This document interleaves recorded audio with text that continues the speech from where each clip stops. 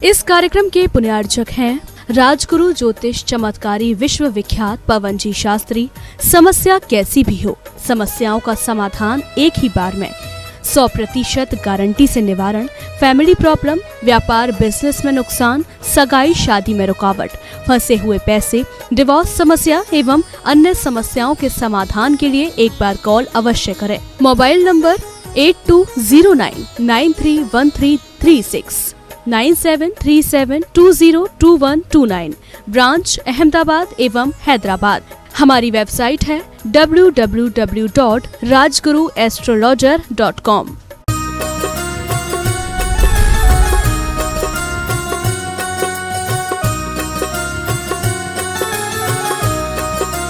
देवादिदेव 1008 पार्श्वनाथ भगवान की जय जय जय। चैतन्य चमत्कारी गुणायतन के मूल नायक श्री चंद्र प्रभु भगवान की जय जय जय।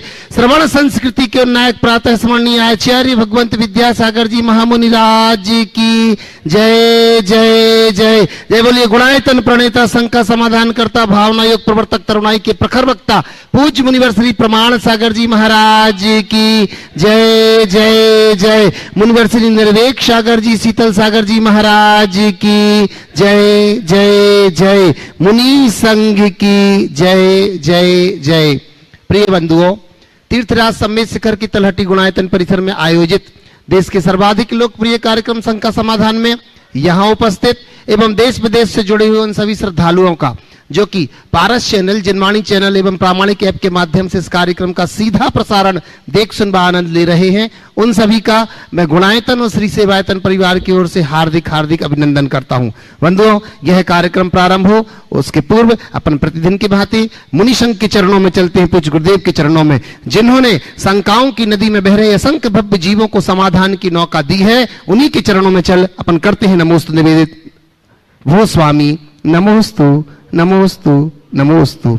बंधुओं, बड़ी प्रसन्नता है, लोग गुणायतन से जुड़ते जा रहे हैं और जुड़ना भी चाहिए, क्योंकि देश का ही विश्व का एकमात्र ऐसा स्थान है जहां हम जीवंत रूप से गुण स्थानों को देख सकते हैं। कैसा होता है समोसरण, कैसे होती है दिव्य देशना आदि आदि सब कुछ जीवंत देख सकते हैं। वो स्थान और कोई नहीं, वो है गुणायतन, जो कि अब बहुत जल्दी ही पूर्ण होने वाला है, जिसमें अनेक लोग कोई सदस्य योजना के रूप में तो कोई निर्वाण योजना के रूप में जुड़ रहे हैं। बंधुओं, आज जिन्होंने पंचायतन शैली का बन रहा भव्य जिनालय में स्वर्णदान के रूप में अपनी भूमिका निभाई है, स्वर्णदान किया है, उनके लिए हम जोरदार ताली बजा करके उनका अभिनंदन करेंगे। मैं आपसे अपेक्षा रखूंगा तो लीजिएगा, श्रीमती मखमली बाई सेठी सपरिवार इंदौर से जिन्होंने अपने स्वर्ण की अंगूठी यहां समर्पित की, उनको बहुत बहुत बहुत बहुत धन्यवाद। बंधुओं, आज जिन्होंने अपने आप को सूत्रधार के रूप में जोड़ा है गुणायतन से, मैं उस परिवार को बड़े सम्मान के साथ आज मंच पर बुलाता हूं। पूज्य गुरुदेव का आशीर्वाद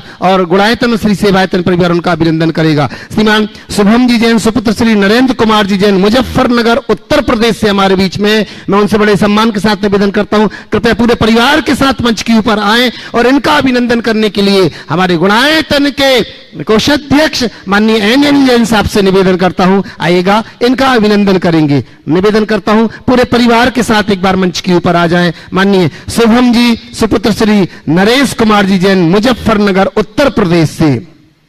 बिटिया सुमेधा के साथ सभी लोग एक साथ पहुंच जाएं और करेंगे आज इनका अभिनंदन, हमारा गुणायतन और श्री सेवायतन परिवार जिन्होंने अपने आप को सूत्रधार के रूप में जोड़ा है। और इसी के साथ मैं निवेदन करूंगा बंधुओं, जब तक इनका अभिनंदन हो रहा है तैयार रहेंगे, निर्वाण निधि से जिन्होंने अपने आप को सूत्रधार के रूप में जोड़ा है, ऐसे श्री प्रवीण कुमार जी जैन, श्रीमती सुषमा जी जैन, श्री अंकुर जी जैन, श्रीमती आदि जी, अभी जी, निधि जी, मोदी नगर गाजियाबाद उत्तर प्रदेश से परिवार हमारे बीच में है। मैं उनसे भी निवेदन करता हूं कृपया मंच के ऊपर आए और इनका अभिनंदन करने के लिए मैं निवेदन कर रहा हूं। हमारे बीच में माननीय कपूर जी और देवेंद्र जी हमारे बीच में है, मैं निवेदन करता हूं कृपया आइएगा। देवेंद्र जी जो कि ट्रस्टी हैं गुणायतन के और सेवायतन के कोषाध्यक्ष, निवेदन करता हूं कृपया आए और अभिनंदन करेंगे। जोरदार तालियों के साथ हम अभिनंदन करते हैं, आइएगा। श्री प्रवीण कुमार जी, श्रीमती सुषमा जी, अंकुर जी, श्रीमती आदि जी, अभी जी, निधि जी, मोदी नगर गाजियाबाद उत्तर प्रदेश से पुनः पुनः हम इनका अभिनंदन करते हैं,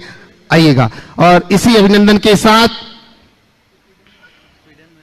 अच्छा, स्वीडन वाले हैं जो लोग, बहुत बढ़िया। आज जिन्होंने प्रथम शांति धारा में भी इस परिवार स्वीडन से शामिल हुए थे, बहुत बहुत बहुत बहुत अभिनंदन। देश विदेश, देश के बाहर रह करके भी जिन्होंने अपने संस्कारों को देसी रखा है, उनको बहुत बहुत धन्यवाद। आज हमारे बीच में बंधुओं जिन्होंने अपने आप को निर्माण मित्र के रूप में जोड़ा है, ऐसे जो निर्माण निधि से निर्माण मित्र के रूप में आए हैं, श्रीमती अमिता जी जैन, धर्मपत्नी श्री नवीन कुमार जी, मोहित जी जैन, शाश्वत जैन, मुजफ्फरनगर उत्तर प्रदेश से। आज तो उत्तर प्रदेश वालों की है, मैं निवेदन कर रहा हूं कृपया आइएगा, और आपका भी अभिनंदन करता है हमारा गुणायतन और श्री सेवायतन परिवार। वही बंधुओं जो निर्माण निधि से निर्माण मित्र के रूप में आए हैं, ऐसे पारसमल जी, हस्तीमल जी, ललवानी जी, रविंद्र कुमार जी, सुभाष जी ललवानी अहमदाबाद से, 2 परिवार हैं।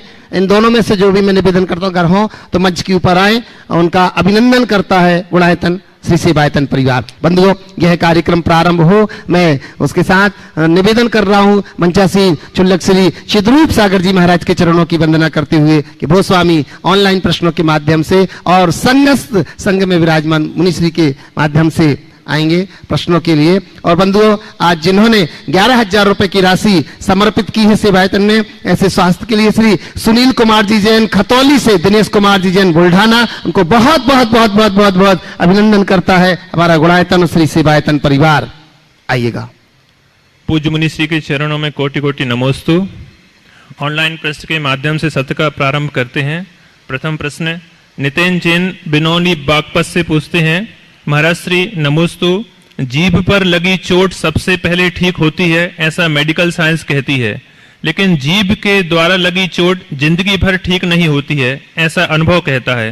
तो महाराज जी मेरी शंका यह है कि अगर हमारी जीभ के द्वारा किसी को चोट लग जाए तो इस जीभ पर लगी चोट की तरह सबसे पहले ठीक कैसे करें, समाधान कीजिए।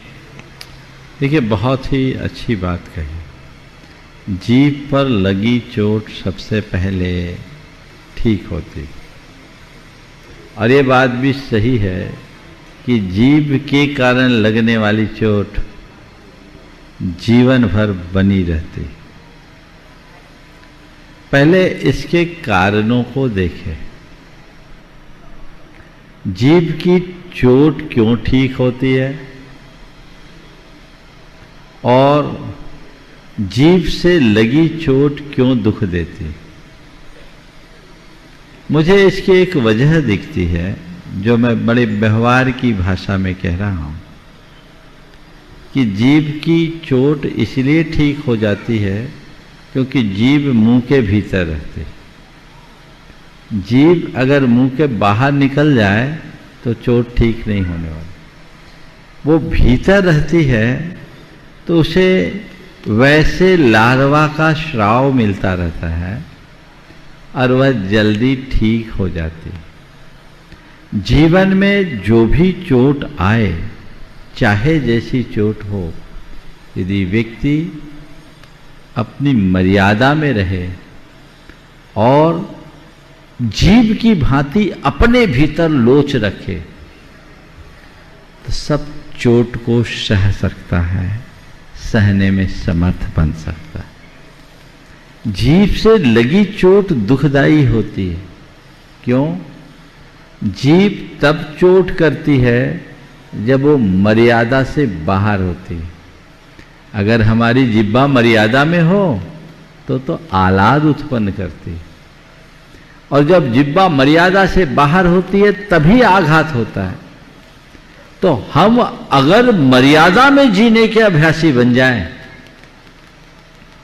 तो हमारे सामने कभी कोई समस्या नहीं होगी। कोई हम पर चोट करेगा तो भी हम उससे अप्रभावित होंगे, और हमसे तो किसी को चोट होगा ही नहीं। ये दोनों बातें अगर हमने अपने जीवन में आत्मसात की, सुनिश्चित तौर पर उसके अच्छे परिणाम। हजारीबाग से हीरा बढ़ियाता पूछते हैं, नमोस्तु गुरुदेव, महाराज श्री हम कैसे कर पाएंगे सच्चे इंसान की पहचान जब दोनों ही नकली हो गए, आंसू और मुस्कान। मेरी शंका का समाधान करें गुरुवर, नमोस्तु। कैसे कर पाएंगे सच्चे इंसान की पहचान जब दोनों ही नकली हो गए, आंसू और मुस्कान। तो मैं तो ये कहता हूं, इंसान की पहचान अगर करना है तो न आंसू को देख कर करो, न मुस्कान को देखकर करो। आंसू और मुस्कान को देखकर यदि आप किसी की पहचान करते हो तो धोखा खा सकते हो, धोखा होगा। तो इंसान की पहचान आंसू और मुस्कान से न करे, फिर कैसे करे? इंसान की पहचान उसके विचार और बर्ताव से करे, उसे निकटता से देखने की कोशिश करे, उसकी प्रवृत्तियों का निरीक्षण करे, जल्दी से किसी पर भरोसा न करे, और निकटता से जब व्यक्ति की प्रत्येक प्रवृत्तियों पर नज़र रखेंगे, उसके विचारों को पहचानने की कोशिश करेंगे, तो फिर आप कभी किसी इंसान को पहचानने में धोखा नहीं खा पाएंगे। अशोक कुमार गांधी उत्सव 16 अहमदाबाद से पूछते हैं, नमोस्तु महाराज श्री, तारीफ और खुशामद में ज्यादा फर्क है, लेकिन लोग तारीफ कम और खुशामद ज्यादा करते हैं, ऐसा क्यों? समाधान कीजिए। नमोस्तु। तारीफ और खुशामद में बड़ा फर्क है, लेकिन लोग तारीफ कम खुशामद ज्यादा करते हैं, ऐसा क्यों? ऐसा केवल इसलिए, तारीफ व्यक्ति किसी से प्रभावित होकर करता है और खुशामद सामने वाले को प्रभावित करने के लिए करता है। समझ रहे बात? हम किसी से प्रभावित होंगे, स्वाभाविक रूप से हमारे मुख से उसकी प्रशंसा निकलेगी, ये सहज अभिव्यक्ति है। लेकिन खुशामद किससे? उसकी खुशामद करोगे जिससे तुम्हारी कोई खुदगर्जी है, कुछ मतलब है, ताकि वो किसी भी तरीके से मुझसे प्रभावित हो जाए।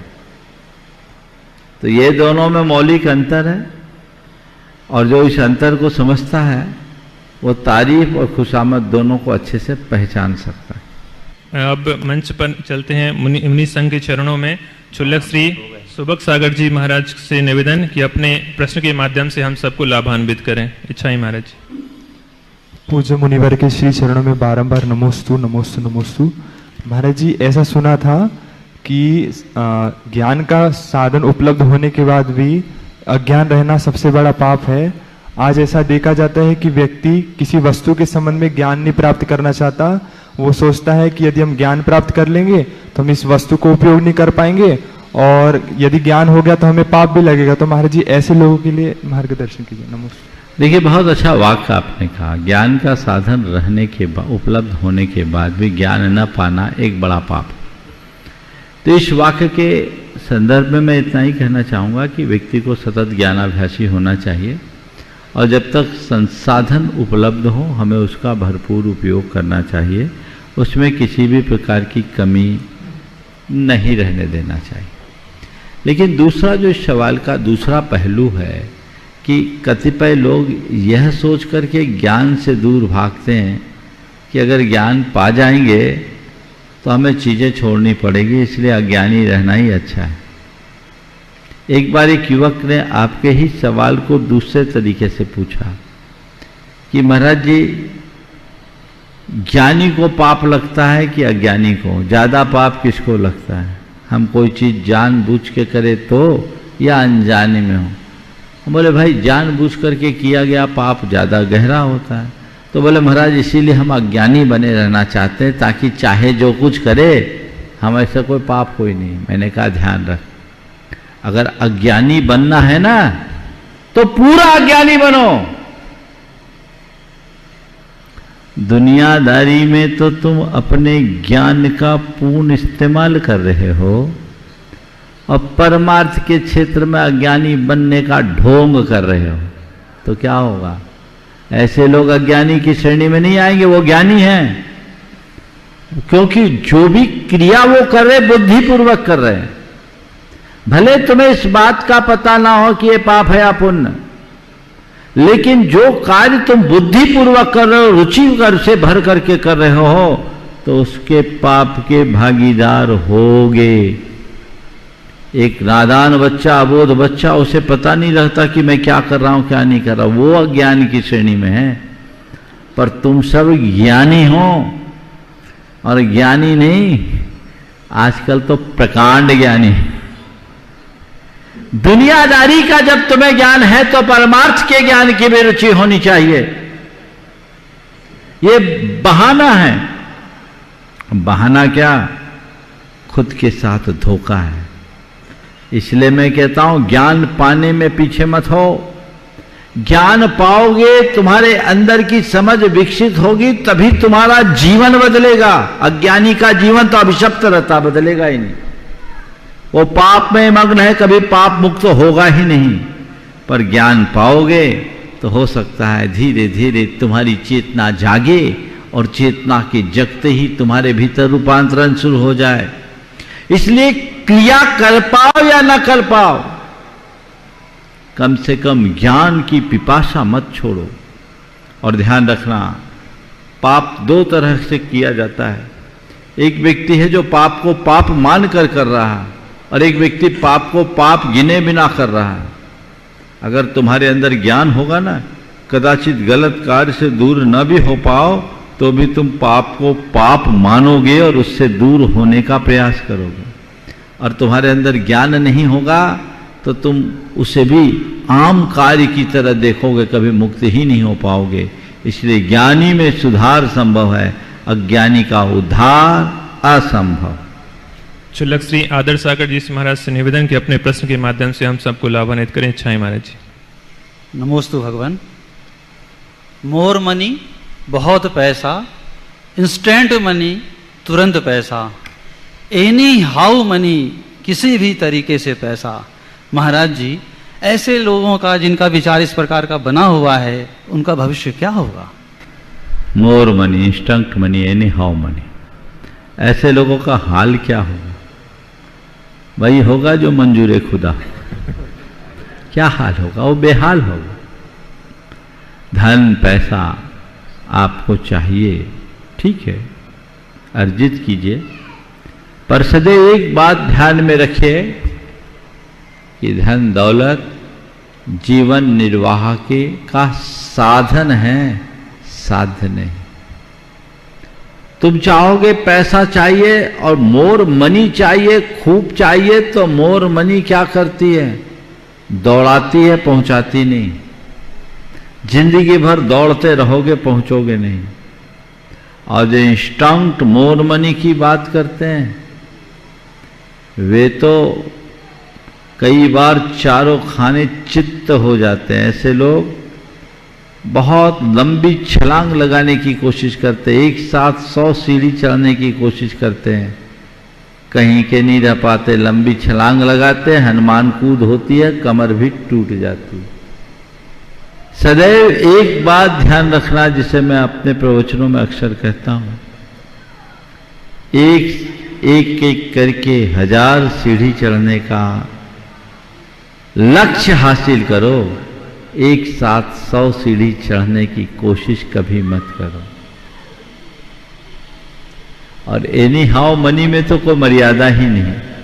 इसलिए इन तीनों बातों से बचकर धन को अपने जीवन के निर्वाह का साधन मानना चाहिए, साध्य नहीं। पूज्य मुनि श्री शीतल सागर जी महाराज के चरणों में निवेदन कि अपने प्रश्न के माध्यम से हम सबको समता रूपी शीतलता प्रदान कराएं। नमोस्तु महाराज जी। ओम नमः सिद्धेभ्य। अभी कुछ दिन पहले किसी ने एक वीडियो दिखाया, उसमें एक वनीला फ्लेवर के बारे में बताया था। क्या? वनीला नाम का एक फ्लेवर होता है जो केक में डलता है, वनीला केक बन जाता है, आइसक्रीम वनीला आइसक्रीम बन जाती है। तो एक तरह का ये फ्लेवर है। इसका स्रोत क्या है वो देख के थोड़ा सा हमें संदेह हुआ। उसमें बताया था कि वनीला नाम का जो फ्लेवर है वो एक ऊदबिलाव नाम का जानवर होता है, बीवर। उसके पूंछ के नीचे जो एनल ग्लैंड्स होते हैं, पिछवाड़े में ग्रंथि होती है, वहां से निकलता है ये। और अमेरिकी सरकार ने उसको ओके कर दिया कि ये खाने में सेफ है, कोई दिक्कत नहीं। भारत सरकार को तो आपको पता ही है। तो ये शाकाहारी लोगों के द्वारा खाने योग्य है या जैन लोग इसका सेवन कर सकते हैं क्या? समाधान देखिए, जैसा आपने बताया, मुझे नहीं मालूम, मैं तो जानता ही नहीं क्या होता वनीला और क्या होता मनीला। लेकिन जैसा आपने बताया है, तो ऐसी वस्तु को खाना तो बहुत दूर की बात, छूना भी योग्य नहीं है। क्यों ऐसा करते हैं? मैं आप सबसे एक सलाह दूंगा, जितने भी प्रकार के केमिकल्स हैं ना, उनके प्रयोगों से बचिए। भले वो प्राणिज हो या अप्राणिज, प्राणिज तो हमारे लिए छूने योग्य है ही नहीं, अप्राणिज केमिकल का भी इस्तेमाल मत कीजिए, क्योंकि वो हमारी प्रकृति के अनुकूल नहीं है। आज कैंसर जैसी जानलेवा बीमारियां क्यों आ रही? उसकी वजह तो यही है ना।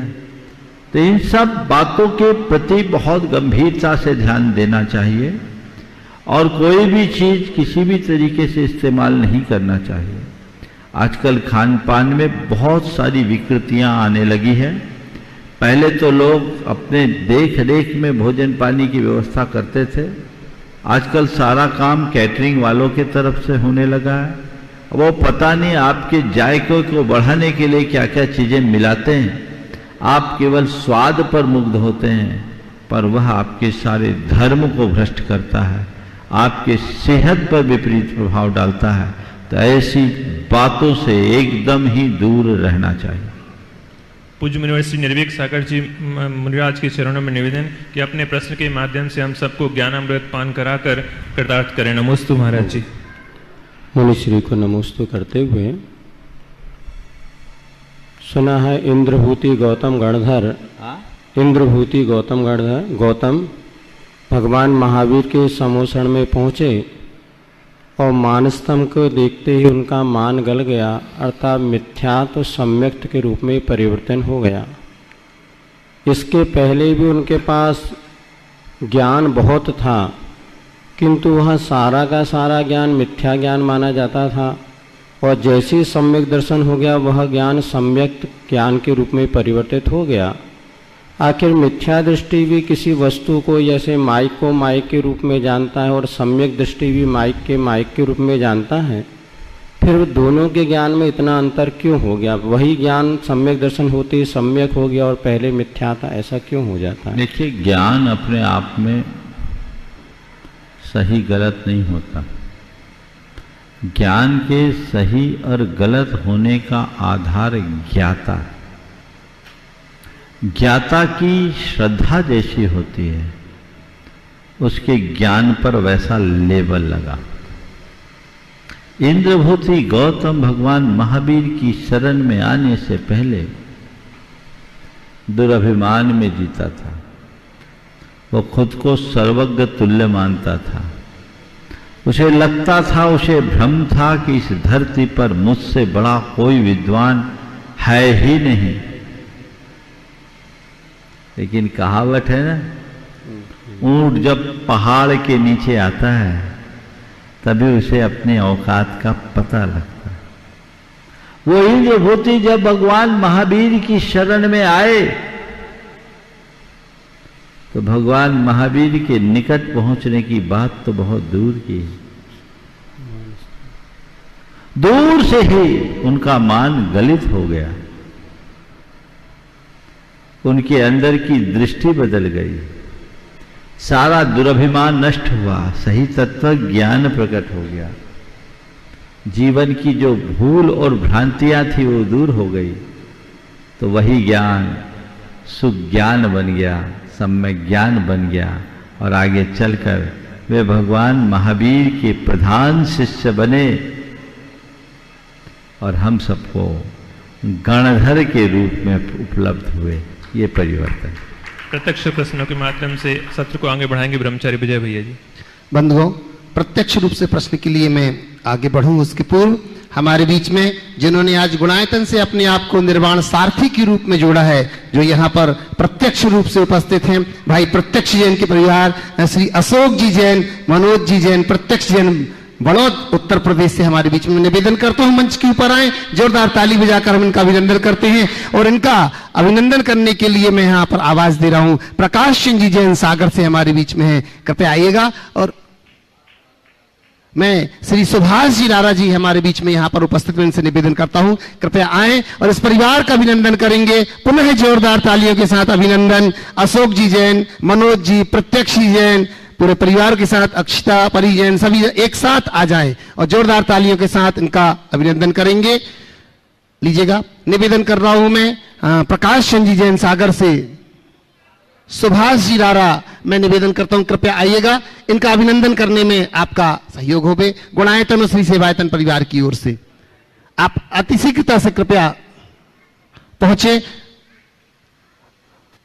बंधुओं, ये बड़ी प्रसन्नता की बात है, पूज्य गुरुदेव ने इस बार आशीर्वाद दे दिया है। आगामी 10 लक्षण महापर्व जब यहाँ पर आएगा और 10 लक्षण महापर्व में बंधु यहाँ पर एक विशाल शिविर का आयोजन किया जा रहा है, जिसमें कि आप सभी लोग मिलकर के यहाँ पर 10 लक्षण पर्व में यहाँ पर 10 दिन तक लगातार आप साधना करेंगे। मैं आपसे निवेदन करूंगा, यदि आपको इस शिविर में शामिल होना है तो पहले से ही गुणायतन परिवार से आप संपर्क करके अपनी सीट आरक्षित करा ले, इसमें आपको सौभाग्य मिलेगा। और साथ ही बंधुओं, आगामी होने वाले अष्टाधिक महापर्व में एक विशाल विधान यहां पर होने जाएगा, संस्कृत में विधान, जिसमें आप अपनी पहले से ही मानसिकता बना करके रखें, क्योंकि इस पहले का विधान ना हो पाया, पर चातुर्मास के अंत का यह विधान बड़ा ही महत्वपूर्ण होगा, जिसमें आप सभी लोग शामिल होंगे। तो लीजिए, प्रथम प्रश्न के रूप में बहन अक्षिता और परिजन बड़ौद बागपत से तैयार है यहां पर, और उसके बाद मैं निवेदन करूंगा हमारे बीच में बंधुओं आज अमर जी जैन भोपाल से,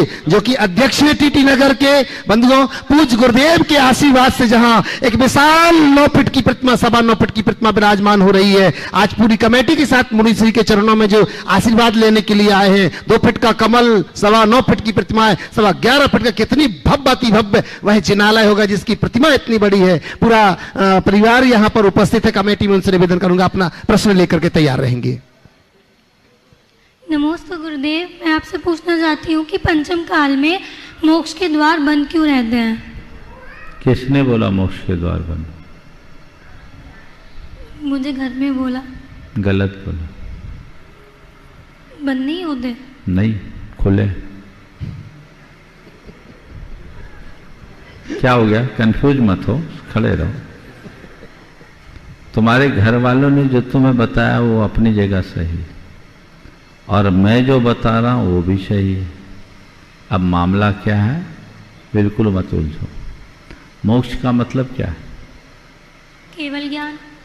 मोक्ष का मतलब केवल ज्ञान नहीं, मोक्ष का मतलब है छुटकारा। समझ गए?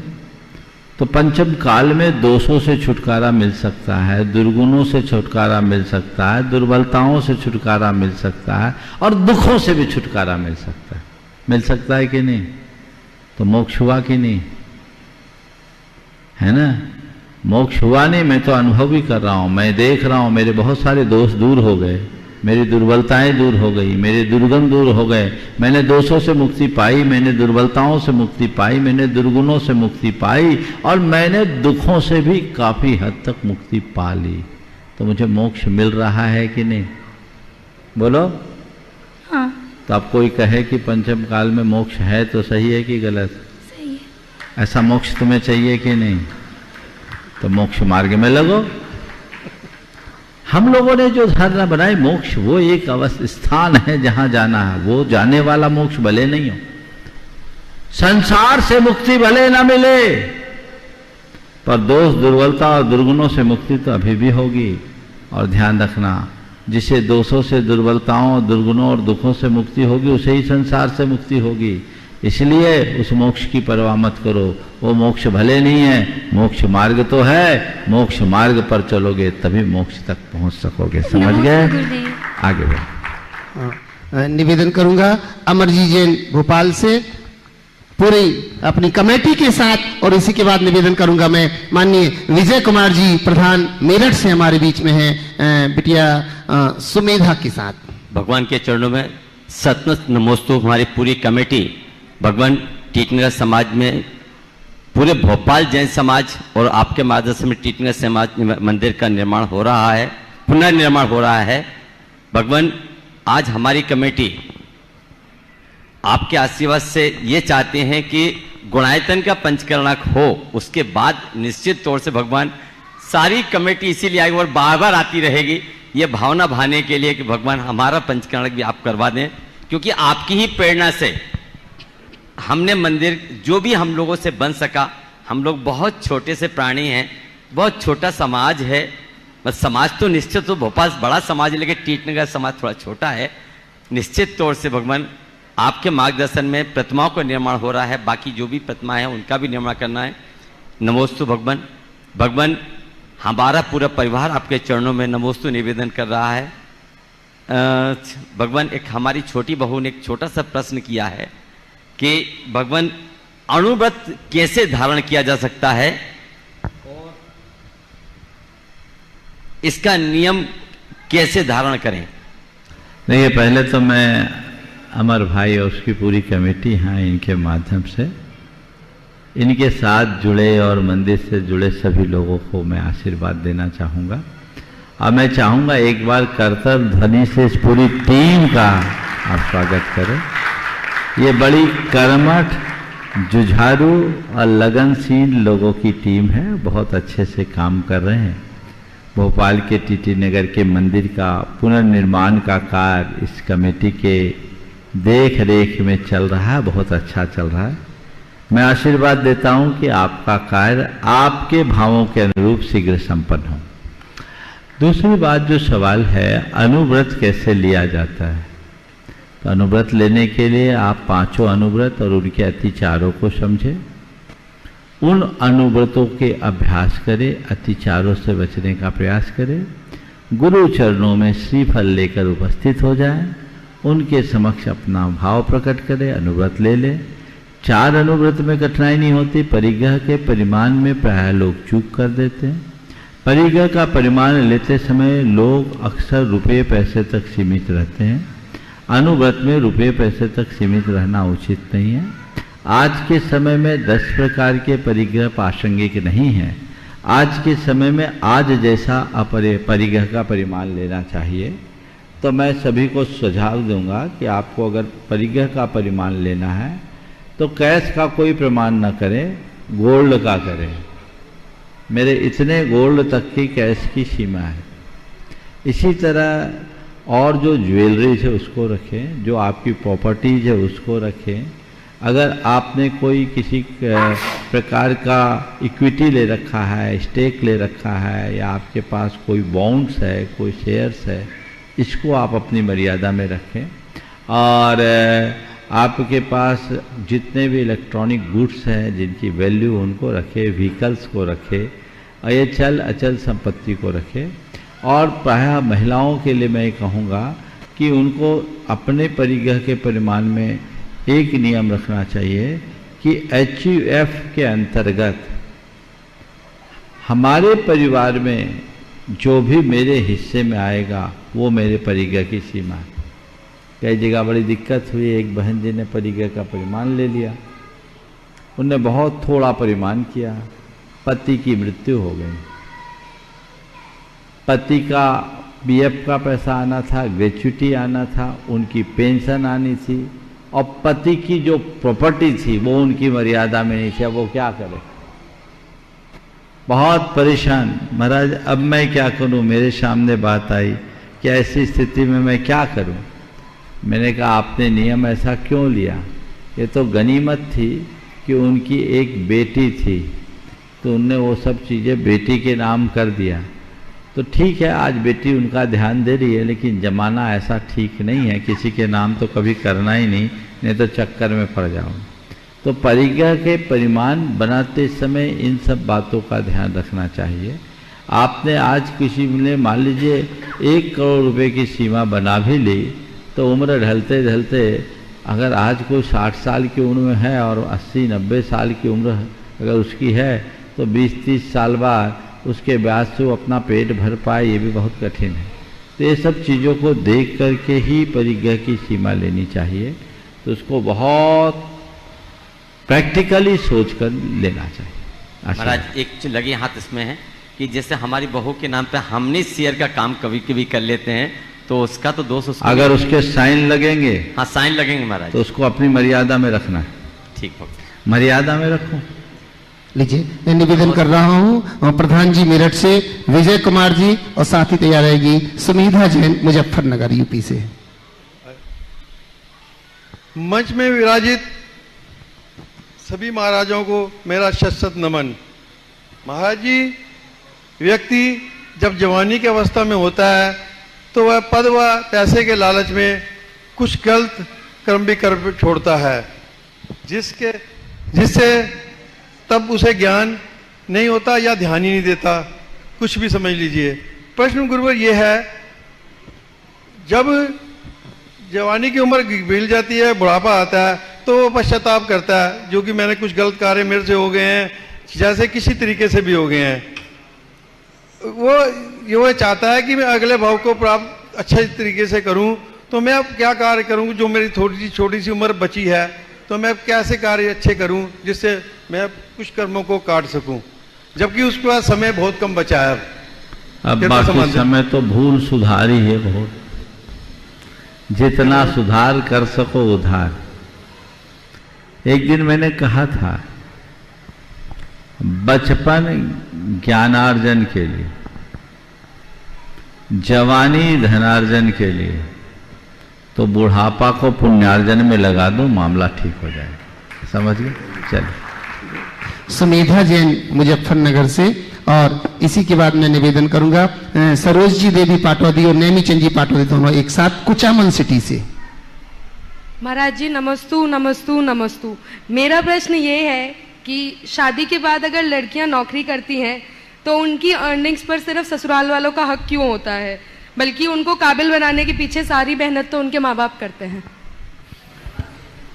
देखिए, सबसे पहली बात तो मैं ये कहता हूँ, शादी होने के बाद लड़की ससुराल को अपना घर क्यों नहीं मानती? मानती है। तो फिर सवाल कैसे उठता? जब ससुराल चले गए तो मेरा घर ही वही हो गया, और माँ बाप ने खुशी खुशी मुझे विदा किया, मुझे ये कह करके भेजा है कि अब तेरा वही घर है, इस घर से तेरा कोई नाता नहीं।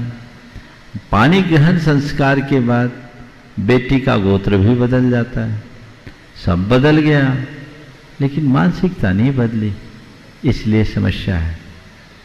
अगर मनोदशा बदल जाए तो सवाल ही उत्पन्न नहीं होगा। ये सवाल, ये मनोदशा न केवल बेटी की, अपितु उसके ससुराल वालों की भी होनी चाहिए। ससुराल वालों को भी अपने घर आई बहू को इतना अपनत्व देना चाहिए, इतना अपनत्व देना चाहिए कि वो अपने मायके का फोन नंबर भी भूल जाए। और बेटी घर में आई बहू को अपने ससुराल में इतना बहुमान देना चाहिए कि लोग दूर रहने वाली अपनी बेटी को भूल जाए। समझ गए? एक दिन मुझसे कहा कि महाराज जी, बहू को बेटी बनाना और सास को मां बनाना संभव है? मैंने कहा देखो भाई, इस झगड़े को तो मैं एक ही बात कहता, अगर मिटाना चाहते हो तो एक ही बात जानता। बोले क्या? बोले सास और बहू दोनों को खत्म कर दो। सास को भी खत्म कर दो और बहू को भी खत्म कर दो, तो मामला अपने आप खत्म हो जाएगा। यद्यपि सासू का स्थान सासू जैसा है और बहू का स्थान बहू जैसा है, लेकिन घर में आगत बहू को सासू पराई मानना बंद कर दे और पर घर से आई बेटी बहू बनने के बाद ससुराल को अपना मानना शुरू कर दे, मामला अपने आप अच्छा हो जाए। नौकरी करना, अब सवाल है नौकरी करे कि नहीं करे। मेरा इस विषय में स्पष्ट अभिमत है, अगर लड़कियां पढ़ लिख करके नौकरी करना चाहती है तो करे, लेकिन तभी जब उसकी जरूरत हो। यदि उसकी आवश्यकता नहीं है तो घर परिवार और बच्चों की संभाल को भी एक बड़ी जिम्मेदारी समझे। वो बड़े बड़े जॉब से कहीं बढ़कर है। मेरे संपर्क में बहुत सारी ऐसी युवतियां हैं जिन्होंने बड़े बड़े एमएनसीज के अच्छे अच्छे पैकेज की जॉब छोड़ी और आज वो बहुत खुश है। उनको लगता था कि जब मैं जॉब करती थी तो अपने परिवार और बच्चों के साथ न्याय नहीं करती थी। एक बहन जिसका 40 लाख का पैकेज था, वो नौकरी छोड़ने के निर्णय के बाद एक दिन उसने बहुत खुशी खुशी बोली कि महाराज आज मैं बहुत खुश हूँ, क्योंकि इससे पहले हर महीने मुझे सैलरी मिलती थी और मैं ज्वेलरी लाती थी। सैलरी मिलती थी, मैं ज्वेलरी ला करके खुश होती थी। अब मुझे लगता है कि भले मेरे घर में ज्वेलरी नहीं है, लेकिन मेरे घर में हर पल खुश है। मैं अपने पति को, अपने बच्चों को ठीक तरीके से समय दे पा रही हूँ, उनका भविष्य गढ़ पा रही हूँ, ये ज़्यादा अच्छा है। चुनाव आपका है, आप नौकरी करें न करें आप तय करें, लेकिन एक बात सदैव ध्यान रखना, परिवार और कारोबार में परिवार का स्थान ऊंचा होना चाहिए, इसे कभी ना भूलें। ये तैयार हैं सरोजी देवी पाटौदी और नेमी चंद जी पाटौदी एक साथ आ जाएं, और इसी के बाद तैयार रहेंगे नेहा जैन। नमोस्तु महाराज श्री, मेरे पूरी परिवार की ओर से नमोस्तु नमोस्तु नमोस्तु इच्छा में महाराज श्री। महाराज श्री, मेरा प्रश्न ये है कि हम गृहस्थ में रहते हैं, तो गृहस्थ में तो पाप कर्म होता ही रहता है हर समय, तो हम ऐसा क्या करें उससे हमें पाप से बच सके। अब उम्र ऐसी आगे कि गृहस्थी से आगे बढ़ो, तभी पाप से बचोगे। अपने आप को मोड़ो, कम से कम महाव्रती नहीं तो अनुव्रती तो बनो। आंशिक रूप से ही पापों से बचो, तभी बच सकेंगे। बोलिए।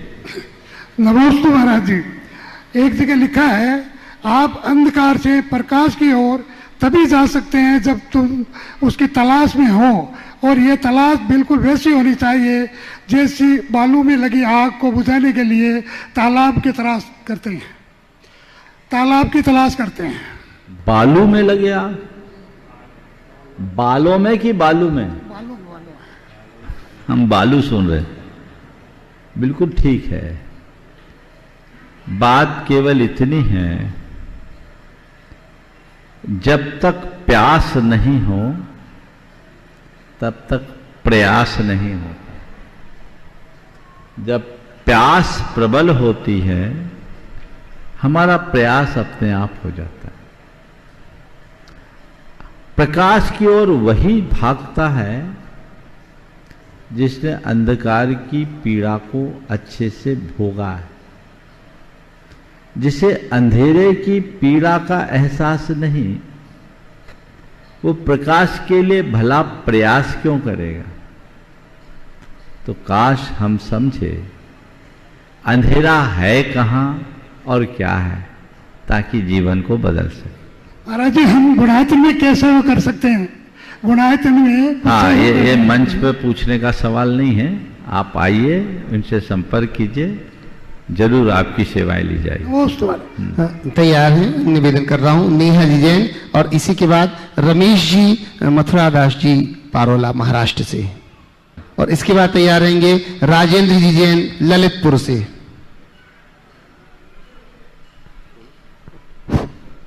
महाराज जी को नमस्ते। शुल्लक जी इच्छा में। महाराज जी, मैं सप्तम प्रतिमाधारी हूँ।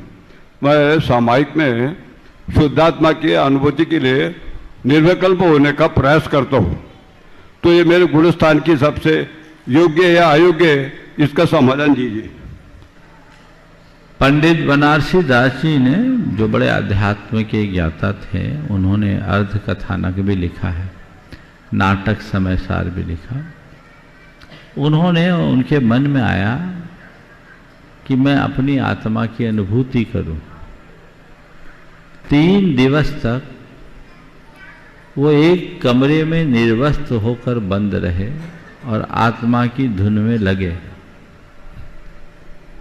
और 3 दिन के बाद अपनी अनुभूति को उन्होंने बड़ी ईमानदारी के साथ प्रकट करते हुए लिखा, करनी को तो रस मिट्यो, मिल्यो न निज को स्वाद। करनी को तो रस मिट्यो, मिलो न निज को स्वाद, भई बनारसी की दशा, जैसे ऊंट को पाद। बड़ी ईमानदारी से उनने लिखी। अरे सब हवा में ही रह गया।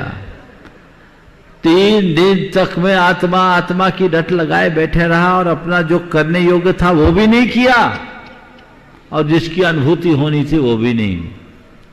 समझ गए? तो आचार्य शुभचंद्र ने ज्ञानार्णव में ऐसे लोगों के लिए बड़ी अच्छी बात लिखी। वहां लिखा, खपुष्पम अथवा श्रृंगम खरस्यापि प्रतीयते, न पुनर्देश कालेपि ध्यान सिद्धि ग्रहाश्रमे। वे कहते तुम मुझसे कहो कि मैंने आकाश में खिला हुआ फूल देखा, मैं मान लूंगा कि आकाश में कोई फूल खिल गया, मैं मान लूंगा। तुम कहो कि किसी गधे के सींग निकल आया, मैं मान लूंगा कि सींग वाला गधा है। पर तुम मुझसे आकर के कहोगे कि किसी देश या किसी काल में किसी गृहस्थ को ध्यान सिद्ध हो गया, तो मैं नहीं मानूंगा। समझ गए? माने विधेय में भी नहीं और चौथे काल में भी नहीं। तो आप क्या करो? शुद्धात्मा की भावना भाव। क्या करो? शुद्ध भावना, शुद्धात्मा की भावना। ये भावना भाते भाते आत्मा की पात्रता बढ़ेगी और हो सकता है एक पल ऐसा है कि निर्गंथ बनकर उसकी अनुभूति भी कर सकते। तो कर्म की निर्जरा तो होंगी ना महाराज? हाँ, कर्म की निर्जरा तो होगी ना? होगी, वृत्ति की निर्जरा होती। राजेंद्र जी जैन ललितपुर से, और इसी के बाद मैं निवेदन करूंगा अंकुर जी जैन, निधि जैन स्वीडन से। नमोस्तु महाराज जी। तीनों महाराजों के चरणों में हमारे परिवार की ओर से नमोस्तु। छुल्लक जी के चरणों में इच्छामी हूँ। महाराज जी, छोटी सी जिज्ञासा है कि मैं सुबह मंदिर जी में प्रक्षाल करने का मौका मिलता है, तो प्रक्षाल करते समय क्या मुझे ध्यान रखना चाहिए? और मैं भक्तामर पढ़ता हूँ तो पढ़ सकूँ कि नहीं? और 3 अंगूठियों से मैं प्रक्षाल करता हूँ, ऐसा उचित है क्या? एक भगवान पर एक अंगूठी रखना चाहिए। प्रक्षाल के समय परम विशुद्धि होनी चाहिए और जो पंच मंगल पाठ है उसे प्रमुखता से पढ़ना चाहिए, जिसमें प्रक्षाल की सारी प्रक्रियाएं बताएं। महाराज जी, 21 भगवान है, 21 अलग अलग 21 अंगूठी रखो। ठीक, नमोस्तु हो। एक दूसरे के गमछे से आप अपना शरीर अंगोछते हो क्या? नहीं। तो भगवान ही मिल गए आपको।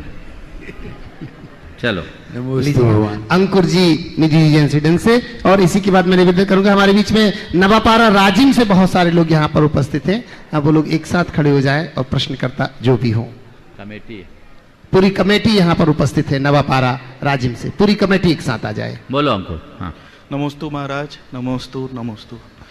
महाराज जी, प्रश्न ये है, गुप्त दान और नाम बता के किया गया दान, दोनों में से श्रेष्ठ कौन सा है? देखिए, गुप्तदान की महिमा तो बड़ी है। मैं एक समय तक पहले गुप्तदान का बड़ा पक्षधर था, लेकिन एक घटना के बाद मेरी धारणा बदली। जब मैं कोलकाता में था, वहां पर बहुत सारे अग्रवाल जैन बंधु जो सरावगी समाज के कहलाते थे, कभी जैन थे, वैष्णव हो गए, और ऐसे ऐसे लोग जिन्होंने बड़े बड़े मंदिर बनाए। कोलकाता के जितने भी मंदिर हैं पुराने, सारे उनके ही बनाए हुए। 8 मंदिर, इसमें बेलगछिया का मंदिर, बड़ा मंदिर, सारे नया मंदिर उन्हीं के द्वारा बनाए हुए। मैंने एक उपक्रम शुरू किया उन लोगों को वापस जोड़ने का, और 300 परिवार वापस जुड़ भी गए। एक बड़ी सफलता हुई। उसमें से एक व्यक्ति आया, 50 साल पहले तक उनके परिवार में जैन धर्म का पालन होता था। 50 साल से उस घर में जैन धर्म का कोई भी नाता नहीं था। जब उससे कहा गया कि तुम सरावगी हो, जैन हो, और वो नया मंदिर में गया तो देखता है कि उसके पिताजी ने नया मंदिर में वेदी के निर्माण में योगदान दिया। उस पाठिये को पढ़ करके उसको लगा कि हम जैन हैं और हमें वापस जैन धर्म में जुड़ना चाहिए। तो मुझे लगा कि यदि तुम चाहते हो कि तुम्हारी आने वाली पीढ़ियां जैन धर्म से जुड़ी रहे, उनको भी अच्छी प्रेरणा मिले, तो कभी ऐसा भी निर्माण कराओ उसमें अगर अक्षर लिखे जाए ताकि वो प्रेरणा ले। पर वो अपने विज्ञापन के लिए मत करना, औरों को प्रेरणा मिले, लोग कह सके। मैं एक स्थान पर था, एक जीव दया का संस्थान था, वर्षों से चल रहा था।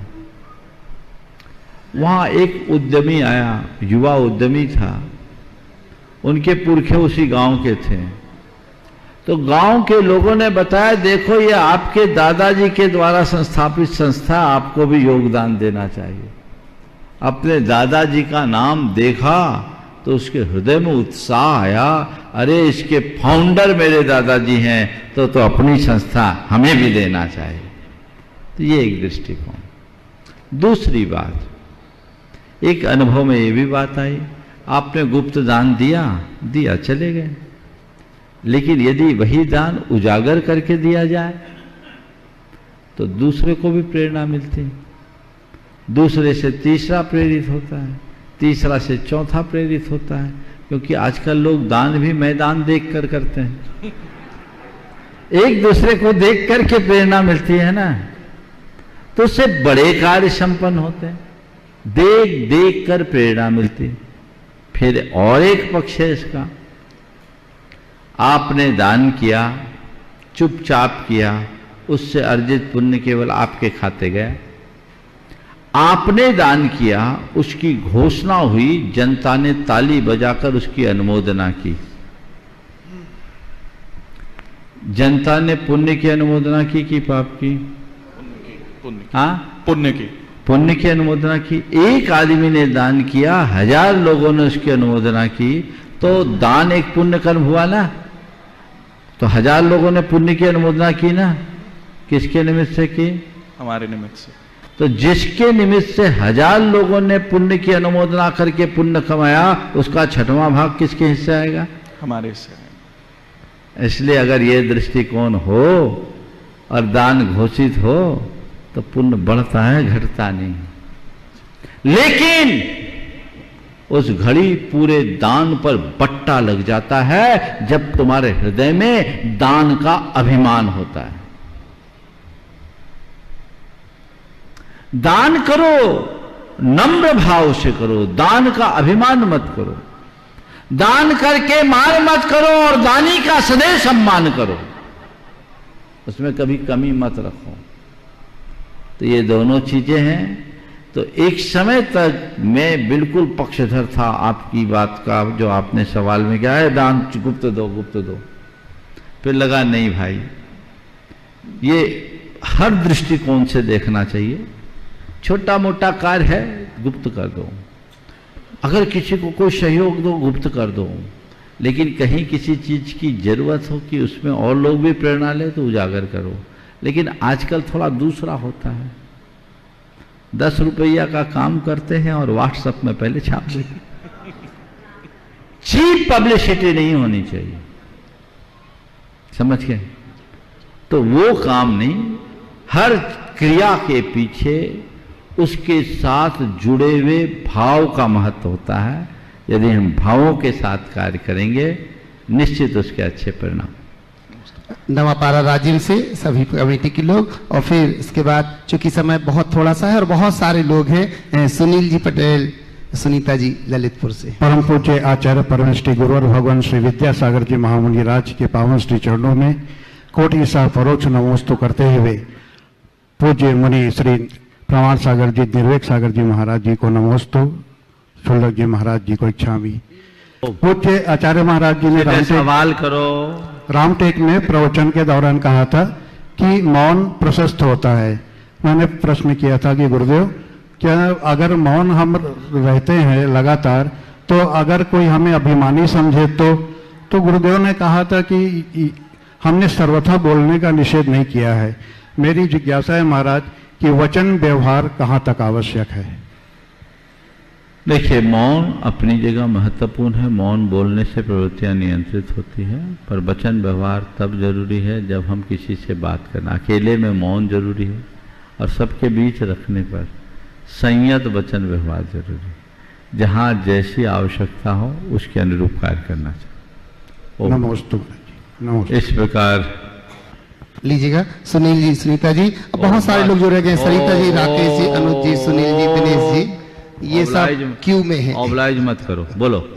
जगत पूज्य गुरुदेव श्री प्रमाण सागर जी महाराज के चरणों में पटेल परिवार भोपाल का और हमारे परिवार का सादर से नमोस्तु नमोस्तु नमोस्तु। गुरुदेव, बदलते समय सामाजिक परिवेश में स्वयं प्रशस्त धर्म मार्ग पर चलते हुए अपने उच्च शिक्षित बच्चों का भी श्रेष्ठतम धर्म मार्ग प्रशस्त कैसे करें कि वे अपने पारिवारिक और सामाजिक उत्तरदायित्व का निर्वहन की पूरी निष्ठा से कर सकें। इस विषय में आपके श्रीमुख से मार्गदर्शन चाहते हैं। बिल्कुल, अगर उन्हें अच्छे संस्कार दिए हैं, अच्छे तरीके से तैयार कर दिए हैं, तो उन पर बहुत अच्छा परिणाम आएगा। सवाल आपका बहुत अच्छा है, लेकिन नंबर अंत में है। यदि आप कल उपस्थित रहेंगे तो ये अवसर मिलेगा। आज के सत्र को यहीं पर विराम। बोलिए परम पूज्य आचार्य गुरुवर श्री विद्यासागर जी महाराज की ओम।